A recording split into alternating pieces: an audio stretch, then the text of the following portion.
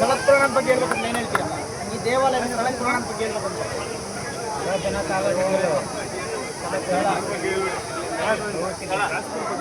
ಪುರಾತನ ದೇವಸ್ಥಾನ ಆಗಿರೋದ್ರಿಂದ ಕೇವಲ ಮುಜರಾಯಿ ಇಲಾಖೆಗೆ ಸೇರಿದ್ದು ಚಿಕ್ಕದಾಗಿತ್ತು ಒಂದು ಕಾಲದಲ್ಲಿ ದೇವಸ್ಥಾನ. ನಮ್ಮ ಊರಿನವರೆಲ್ಲ ಸೇರಿ ಅದರ ಜೊತೆಗೆ ನಮ್ಮ ಇಲ್ಲೇ ಹುಟ್ಟಿದಂತಹ ಒಂದು ಬಿ ಆರ್ ಕೃಷ್ಣನ್ ಅಂತ ಹೇಳಿದ್ರು ಅವರ ಸಹಕಾರದಿಂದ ನಮ್ಮ ಊರಿನ ಎಲ್ಲ ಹಿರಿಯರ ಸಹಕಾರದಿಂದ ಇವತ್ತೇನು ನಮ್ಮ ದೇವಸ್ಥಾನ ಮನೆ ಬಂದಿದೆ. ಇವತ್ತು ನಮ್ಮಲ್ಲೇ ಚೌಲ್ಟ್ರಿನೂ ಇದೆ. ಇಲ್ಲಿ ಚೌಲ್ಟ್ರಿನೂ ಸಹ ಅಲ್ಲಿ ಒಂದು ವರ್ಷಕ್ಕೆ 50ರಿಂದ 60 ಮದುವೆಗಳಾಗ್ತಾ ಇದ್ದಾವೆ. ಒಳ್ಳೆಯ ಮದುವೆಗಳಾಗ್ತಾ ಇದೆ. ಇಲ್ಲಿ ಮದುವೆಗಳಾದವ್ರಿಗೆಲ್ಲ ಕೂಡ ಒಳ್ಳೆ ಏನು ತೊಂದರೆ ಇಲ್ಲದೆ ಎಲ್ಲ ನಡ್ಕೊಂಡು ಹೋಗ್ತಾ ಇದ್ದಾರೆ. ಅದಕ್ಕೆ 1000 ವರ್ಷಗಳ ಇತಿಹಾಸ ಇರೋ ದೇವಸ್ಥಾನ ಇದು. ಇವತ್ತೇ ಹೊಸದಾಗಿ ಇದು ಮಾಡಿರೋದಲ್ಲ. ರಥೋತ್ಸವ ಮಾತ್ರ 2ನೇ ವರ್ಷ ಮಾಡ್ತಾ ಇದ್ದೀವಿ. ಹೊಸದಾಗಿ ಮಾಡಬೇಕು ಅಂತ ಅಂದ್ಕೊಂಡು ಅದ್ದೂರಿಯಾಗಿ 2ನೇ ವರ್ಷ ಅದ್ದೂರಿಯಾಗಿ ನೆರವೇರಿದೆ. ಇದೇ 3ನೇ ವರ್ಷ ಮಾಡ್ಕೊಂಡು ಹೋಗೋಣ ಅಂತ ಅಂದ್ಕೊಳ್ತೀವಿ. ವರ್ಷದಿಂದ ವರ್ಷಕ್ಕೆ ಭಕ್ತಾದಿಗಳ ಸಂಖ್ಯೆ ಹೆಚ್ಚಾಗ್ತದೆ. ಭಕ್ತಾದಿಗಳ ಸಂಖ್ಯೆ ಹೆಚ್ಚಾಗ್ತದೆ. ಯಾಕಂದರೆ ಇದು ಹೊಸದಾಗಿ ನಡೀತಾ ಇದೆ. ಬ್ರಹ್ಮರಥೋತ್ಸವ ಹೊಸದಾಗಿ ನಡೆದಾಗ ಏನಾಗುತ್ತೆ ಅಂದರೆ ಜನಗಳಿಗೆ ಮಾಹಿತಿ ಇರೋದಿಲ್ಲ. ಮಾಹಿತಿ ಇರೋದ್ರೆ ವರ್ಷ ಬಂದು ಎಲ್ಲ ಹಳ್ಳಿಗಳಿಗೂ ಸೇರಿ ಎಲ್ಲ ಹಳ್ಳಿಗಳಿಗೆ ಪಾಂಪ್ಲೆಟ್ ಎಲ್ಲ ಹಂಚಿ ಸ್ವಲ್ಪ ಇಂಪ್ರೂವ್ಮೆಂಟ್ ಡೆವಲಪ್ಮೆಂಟ್ ಮಾಡೋಣ ಉದ್ದೇಶದಿಂದ ಎಲ್ಲ ಹಳ್ಳಿಗಳಿಗೆ ಹೋಗ್ಬಿಟ್ಟು ಹೇಳಿದ್ರಿಂದ ಈ ವರ್ಷನೂ ಅಷ್ಟೇ ನಿನ್ನೆ ವರ್ಷಕ್ಕಿಂತ ಈ ವರ್ಷ ಸ್ವಲ್ಪ ಜನಸಾಗರ ಜಾಸ್ತಿ ಆಗಿದೆ ಅಂತ ನನ್ನ ಅನಿಸಿಕೆ.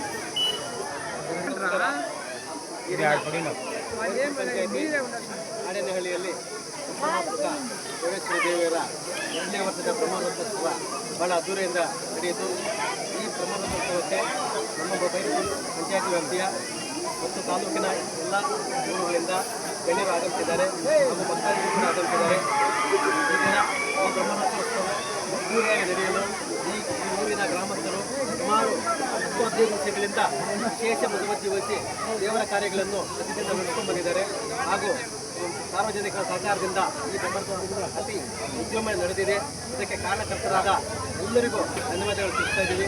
ಈ ದೇವಿ ಎಲ್ರಿಗೂ ಒಳ್ಳೆಯದು ಮಾಡಲಿ, ಮಳೆ ಬೆಳೆ ಆಗಲಿ, ಎಲ್ಲ ಜನರು ಸಮೃದ್ಧಿಯಿಂದ ಬಾಳಬೇಕೆಂದು ಈ ಮೂಲಕ ಕೇಳ್ಕೊಳ್ತಾ ಇದ್ದೀನಿ.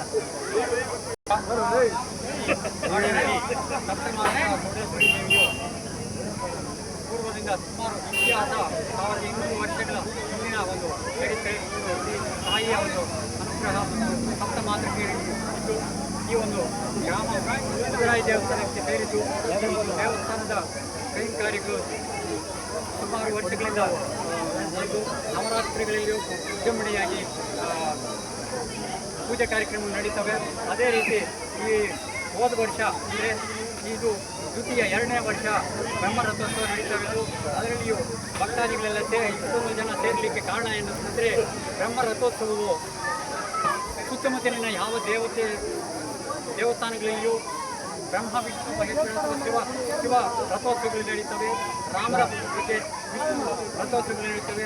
ಆದರೆ ಎಲ್ಲಿಯೂ ಇಂತಹ ಒಂದು ಶಕ್ತಿ ದೇವತೆಯ ಚೌಡೇಶ್ವರಿ ಅಮ್ಮನವರ ರಥೋತ್ಸವ ಈ ನಮ್ಮ ಈ ಒಂದು ಹಳ್ಳಿಯಲ್ಲಿ ನಡೀತಾ ಇರೋದು ಒಂದು ಸಂತೋಷದ ಕಾರ್ಯ ಅಂತ ಹೇಳ್ತಾ, ಮತ್ತು ಈ ಒಂದು ಚೌಡೇಶ್ವರಿ ಸಪ್ತಮಾತೃಕಾ ದೇವಿಯ ಒಂದು ಅನುಗ್ರಹದಿಂದ ಈ ಬ್ರಹ್ಮರಥೋತ್ಸವ ವಿಜೃಂಭಣೆಯಿಂದ ನಡೆದು ಈ ಒಂದು ಬ್ರಹ್ಮರಥೋತ್ಸವಕ್ಕೆ